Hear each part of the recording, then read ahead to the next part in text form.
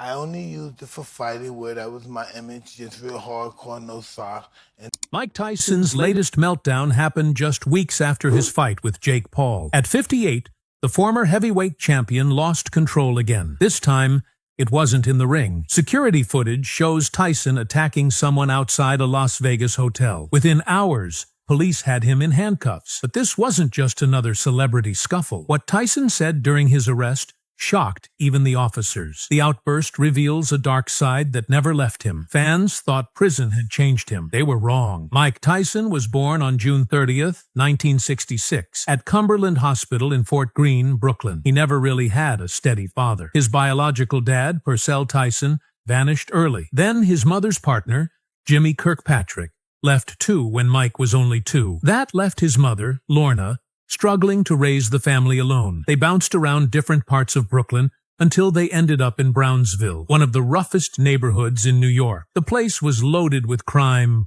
drugs, and violence. Their apartment was cramped, money was always short, and Mike barely had shoes to wear. The absence of a father and the weight of poverty sank deep into him. It didn't take long for those streets to begin shaping him. When Mike was just 7, they moved into 178 Amboy Street, in Brownsville. By 10, he was already surrounded by gang culture. The streets taught him early that survival meant being tougher than everyone else. Mike was quiet, short, and wore glasses, which made him an easy target. Bullies beat him up, robbed him, and humiliated him. He found comfort in raising pigeons on the rooftop, but one day a local boy snapped the neck of one of his birds. Something inside Mike snapped too. He beat the boy mercilessly. That rage stayed with him. That same fire became his defense. After that, no one saw him as weak again. By the time Mike was 13, he'd been arrested 38 times. He fell in with a gang called the Jolly Stompers.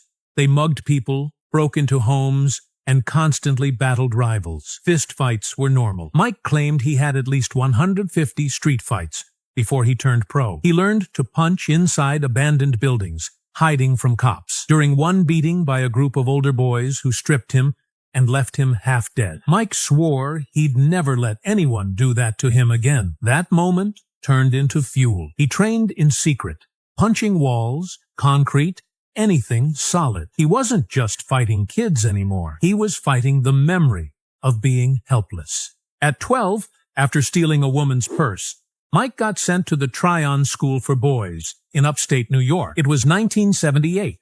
He was already a hardened repeat offender. Tryon was more of a punishment camp than a school. Cold, quiet, strict. His mom never visited him once during the 9 months he spent there, but this place became the first twist in Mike's story. Bobby Stewart, a counselor and ex-boxer, noticed something different when he watched Mike spar. His speed, power, and raw violence stood out. Stewart introduced him to boxing in a way no one else had. The gloves fit. The aggression found a channel. That's when Stewart made a call that would change Tyson's life. In 1980, at 14, Mike met Cus D'Amato. Cus was 73 then, a legend who had trained champions like Floyd Patterson and Jose Torres. When Mike walked into Cus's home gym in Catskill, he was already over 200 pounds of muscle and rage. Cus didn't just train fighters.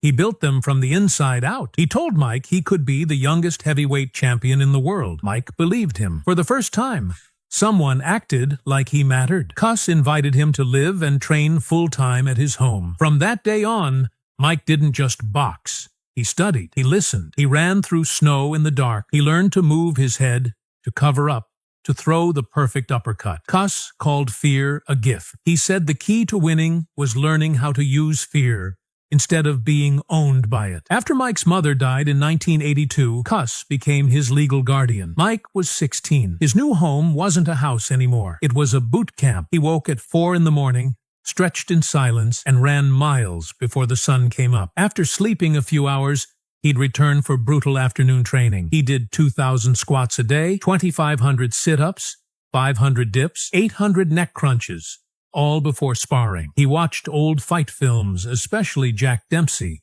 studying every move. At noon, he'd go 10 rounds with grown men. His body ached, but he kept going. No distractions, no friends, just fists, sweat, and the voice of Cus in his ear telling him the world belonged to the one who wanted it most. By the time he was ready to compete, Tyson's amateur record was already turning heads. Some records listed 24 wins and 3 losses. Others say he had 48 wins and 6 losses. Whatever the number, his style was terrifying. At just 16, he won a junior Olympic gold medal by knocking out Orbit Poe in 1984. Later that year, he took the Golden Gloves title. Opponents feared him before the bell even rang. He'd stare them down with dead eyes, and they'd break. At the 1984 Olympic trials, he lost controversially to Henry Tillman, which kept him out of the games, but it didn't stop his momentum. His fists spoke louder than judges ever could. On March 6, 1985, Tyson stepped into the ring for his first professional fight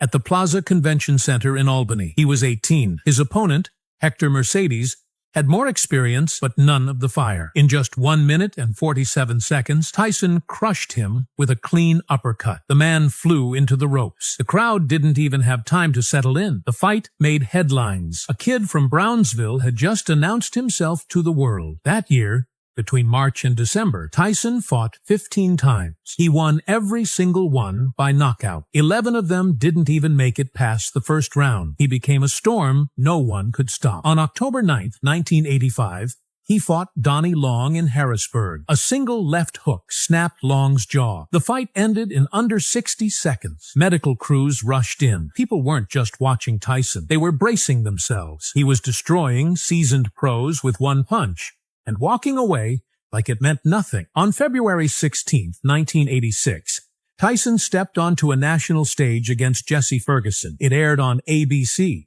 Everyone watching expected another fast knockout. Instead, a head clash opened a deep cut on Ferguson, and the doctor stopped the fight in the 6th. Tyson was furious. He wanted to finish it on his terms. His rage was clear. This fight marked a change. He wasn't just a fighter anymore. He was a machine hungry for destruction. Crowds packed in. Reporters followed him. Broadcasters couldn't stop talking about him. He was still undefeated, still young, and already dangerous. Even at the peak of fame, Tyson stayed hidden in the gym. In 1986, while the world watched him rise, he trained in silence. Bleeding hands, sleepless nights, raw knuckles. Cuss had warned him again and again. Fame can make you weak. Discipline keeps you sharp. So Tyson ran barefoot through streets to toughen his legs. He sparred with men twice his age. He screamed through his pain in empty gyms. Some days he wouldn't speak to anyone. There were no breaks, no shortcuts. He trained like his life depended on it. And maybe in his mind, it did. In November 1986, Mike Tyson walked into the Las Vegas Hilton with 27 wins, 25 of them by knockout. He was only 20 years old, but that night he stepped into the ring like a storm no one could stop. Across from him stood Trevor Berbick, the WBC heavyweight champion, a man with years of experience and the belt Tyson wanted. The fight didn't last long. By the second round, Tyson's fists had already broken Berbick's balance. At 2 minutes and 35 seconds into round 2, Berbick went down again, his legs too shaky to stand. The referee had no choice but to stop the fight. Tyson didn't just win a title that night. He became the youngest heavyweight champion in history, breaking Floyd Patterson's record set back in 1956. It wasn't just the knockout that stunned the world. It was how easily Tyson did it. It was clear that something had changed in boxing. That power didn't fade. Just 4 months later, on March 7, 1987, Tyson defended his title against James Bone Crusher Smith. The fight was frustrating. Smith kept clinching, holding Tyson, dragging him into a slow grind. Tyson still landed 191 punches out of 317. Smith only managed 51 out of 233. One body shot from Smith in round 4 rattled Tyson enough to make him stumble, a rare sight. Tyson admitted later, "He took my legs away, but he didn't fall. He won by unanimous decision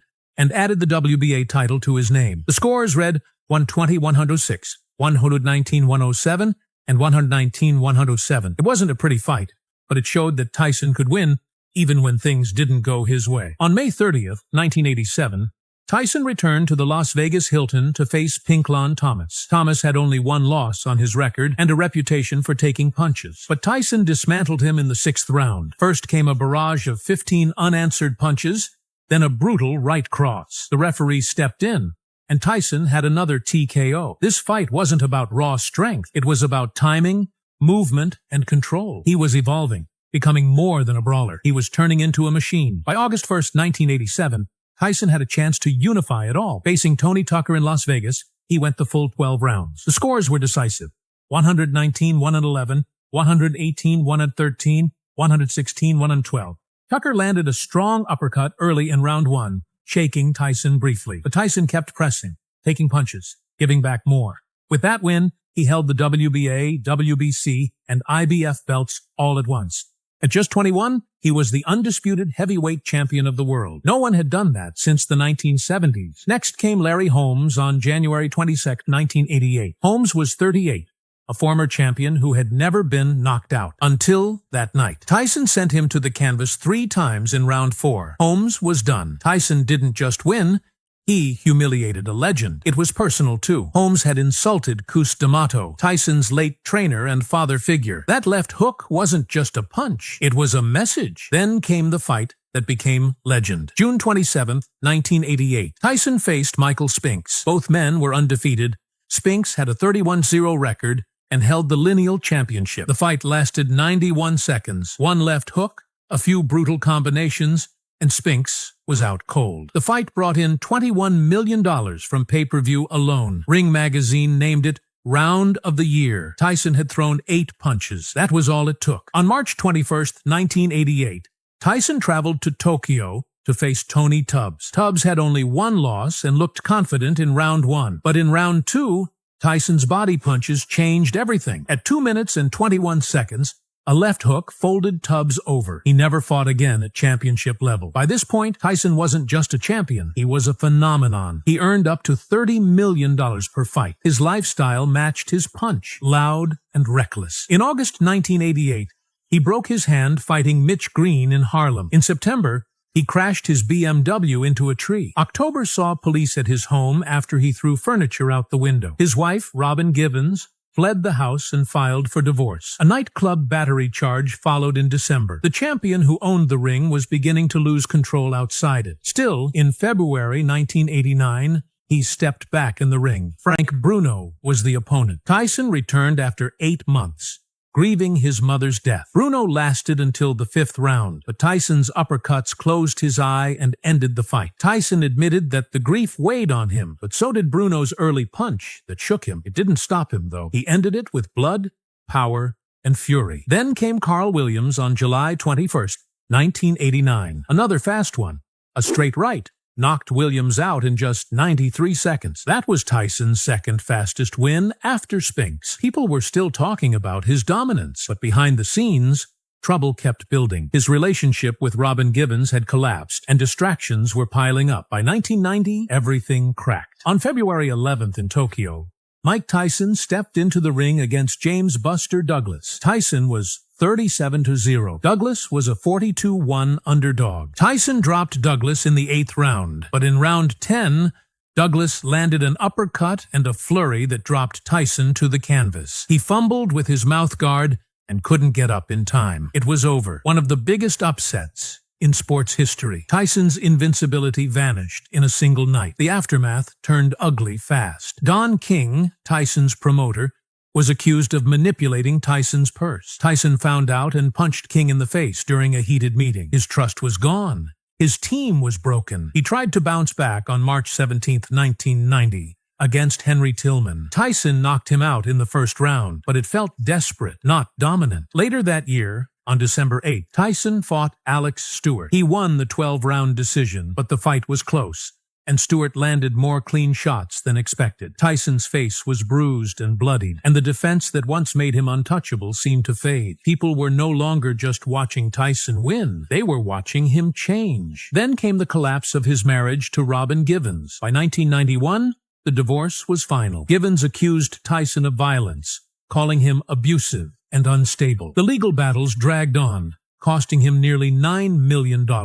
His personal life was in shambles, and the public was beginning to see the cracks. On February 7, 1992, it all fell apart. Mike Tyson was arrested for the rape of Desiree Washington, an 18-year-old Miss Black America contestant. He was convicted on February 10th, just 3 days after the trial began. The court sentenced him to 6 years in prison with a $30,000 fine. On March 7, 1992, he entered the Indiana Youth Center. In prison, he was attacked within weeks. An inmate slashed him in the showers with a shank, leaving a deep wound that needed stitches. Tyson was separated from the general population after multiple fights and spent time in solitary confinement. He called it the worst time of his life. The media didn't know the full story until much later, but inside those walls, the legend of Tyson was bleeding out. During those 3 years, something shifted. He converted to Islam and began using the name Malik Abdul Aziz. He read the Quran, wrote letters to Malcolm X's family, and tried to change. But the chaos never left him. He was caught threatening guards. One incident involved Tyson biting a prison officer's hand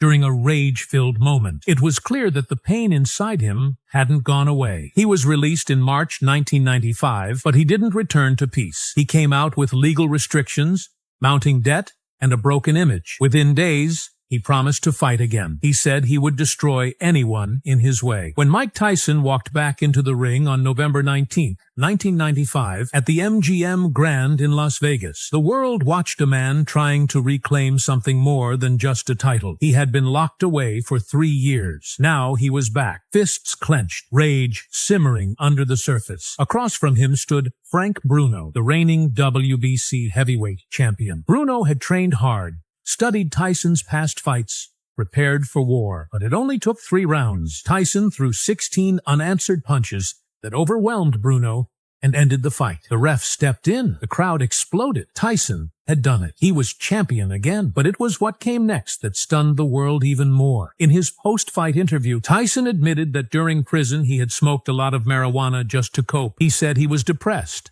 and didn't want to live. That single confession cracked open a part of Tyson the world hadn't seen. It turned a comeback into something deeper, something messier. He was a fighter again, but not whole. His trauma walked out of that prison with him, and it wasn't going away. Less than a year later, on September 7, 1996, Tyson faced Bruce Seldon in Las Vegas for the WBA and IBF belts. This time, it wasn't just the fight that made headlines. It was how fast it ended. Seldon went down twice in the first round. The second time, the punch barely touched him. People screamed. Fans yelled, "Fix!" from the stands. Some refused to believe what they saw. Seldon earned $5 million that night, but he lost the title and the respect of the sport. Even referee Richard Steele hesitated, thinking the first knockdown was a slip. Don King, who promoted both fighters, made sure the event raked in over 700,000 pay-per-view buys. The money poured in, but something was off. Rumors swirled. Was Seldon paid to lose? Was this all a setup to build a future fight with Evander Holyfield? Seldon denied it. He said he trained hard and didn't take a dive, but it didn't matter. The damage was done. That night became one of boxing's most controversial. Then came June 28, 1997. Tyson stood in the ring with Holyfield for a rematch. It was supposed to be redemption. Instead, it became history for all the wrong reasons. Tyson was angry. Holyfield had headbutted him repeatedly, opening cuts above his eyes. By the third round, Tyson snapped. He bit off a piece of Holyfield's ear. Blood spilled. Holyfield winced in pain. Tyson spit the chunk of flesh out onto the canvas. Cameras caught everything. Over 1.99 million people watched it happen live. Chaos broke loose. Police swarmed the ring. Tyson was disqualified. The Nevada State Athletic Commission fined him $3 million and banned him for a year. Tyson later said he had no choice. He couldn't keep getting butted like that. But then came the second bite. Another chunk. Another moment lost to fury. The match was never restarted. Holyfield needed 20 stitches. Tyson walked out again, not as a champ, but as the man who bit off someone's ear in front of the world. After that, Tyson's mind began to unravel in public. In October 1998, with his ban lifted, he was supposed to be rebuilding. But in New York, after a near crash with another driver, Tyson snapped again. He jumped out of his car, chased the man down, and beat on the windshield with a golf club. He kicked the man in the groin. His wife and bodyguard tried to pull him back. The District Court of Montgomery County charged him with misdemeanor second-degree assault, but the charges were dropped due to lack of injury. Even without a conviction, the message was clear. Tyson was spiraling. The anger was no longer just in the ring. It was on the streets, in his home, in every corner of his life. On June 8, 2002, in Memphis, Tyson stepped into the ring for what many thought would be his last big fight. Across from him was Lennox Lewis. At the press conference, Tyson growled into microphones. He said he wanted to eat Lewis's children. He pocketed $30 million just for showing up. But once the bell rang, Tyson didn't look like the Iron Mike of old. Lewis picked him apart. In the 7th round, Tyson took a heavy right that rattled him. In the 8th, Lewis finished it with a clean right cross that dropped Tyson to the canvas. Referee Eddie Cotton counted to 10. It ended at 2 minutes and 25 seconds. Lewis was declared the winner. The knockout was named Knockout of the Year by The Ring. Tyson was 35. His days as a real contender were over. He would fight 3 more times, but never seriously. His fire was fading. Tyson's last professional match came on June 11, 2005, against Kevin McBride in Washington, D.C. He was 38. He hadn't won a fight in over a year. McBride wasn't a star. He wasn't expected to win, but Tyson showed up tired, both in body and mind. He wasn't knocked out, but he was drained. He twisted McBride's arm.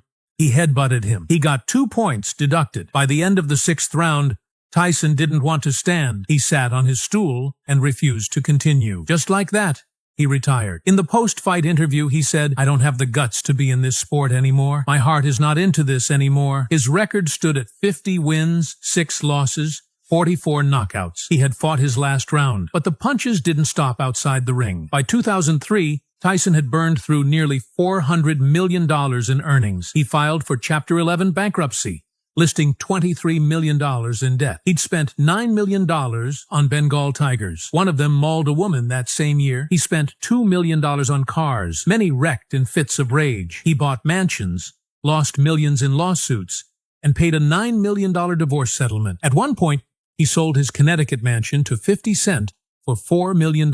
He slept on friends' couches.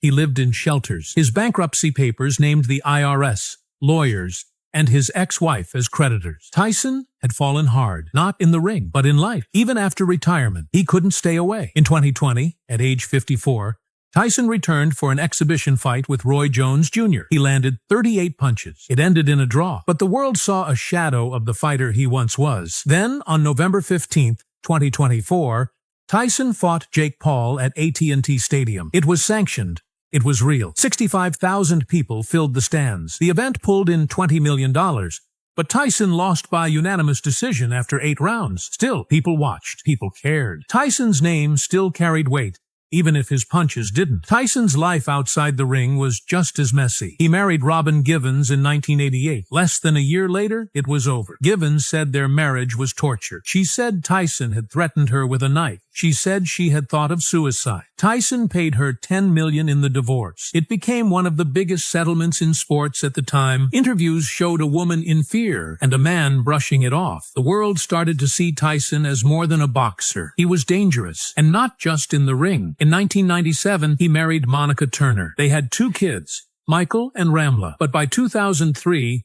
Turner filed for divorce, accusing Tyson of sleeping with strippers and cheating constantly. Court documents painted a grim picture. Turner got primary custody.